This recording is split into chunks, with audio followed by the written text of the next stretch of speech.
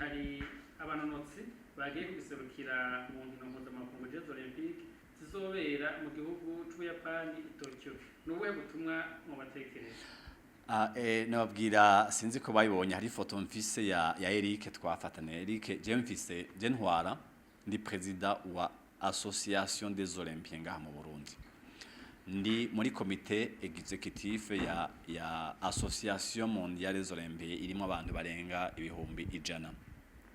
Rero nka Eric niyo yinjira mu kibuga kuko yarabaye qualifié. Mugabo niyo yaje ku kibuga kambara ibirato. Naho yogira imetero imwe azoba baye mu Olympia. Rero namaje kumukeza kuko kwinjira muri famille y'aba Olympia si vyabose. No banza gukeza abatlete bose bagiye muri Jeux Olympiques ko binjiye mu muryango wanje witwa aba Olympien. Iryo ni aha mu Burundi turaba Olympien 24 marezo mutware 25 gashaka yarapfuye.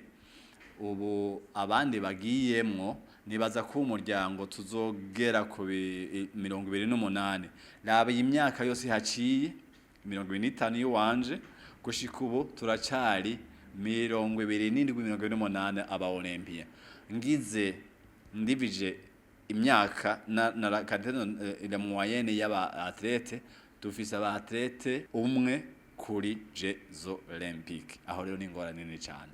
Rero ndico ndabakejeje cyane nibagende baseruka igihugu cacu kuko ndazi naho batazotsinda muri kintu kimwe. Ejo itariki 23 hazoba amaseremoni d'ouverture Jeux Olympiques u Burundi buzoronka idarapo y'igihugu cacu hamwe n'ibihugu bikomakomeye cyane. Aho rero ndakubakeza hanyuma nzobakeza niyo modali washika. Ubu ndabakejeje yuko bagiye muri Jeux Olympiques.